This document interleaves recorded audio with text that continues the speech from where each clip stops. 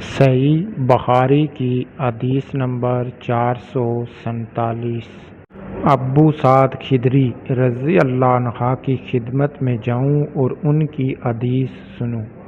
ہم گئے، دیکھا کہ ابو سعید رضی اللہ عنہ اپنے باغ کو درست کر رہے تھے۔ ہم کو دیکھ کر آپ نے اپنی چادر سنبھالی اور گوٹ مار کر بیٹھ گئے، پھر ہم سے حدیث بیان کرنے لگے۔ جب مسجد نبوی بنانے کا ذکر آیا تو آپ نے بتایا کہ ہم تو مسجد کے بنانے میں حصہ لیتے وقت ایک ایک اینٹ اٹھاتے، لیکن عمار دو دو اینٹیں اٹھا رہے تھے۔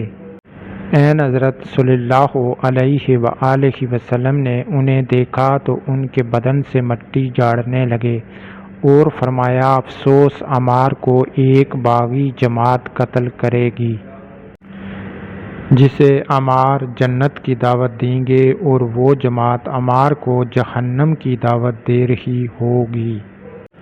ابو سعید خدری رضی اللہ عنہ نے بیان کیا کہ حضرت عمار رضی اللہ عنہ کہتے تھے کہ میں فتنوں سے خدا کی پناہ مانگتا ہوں۔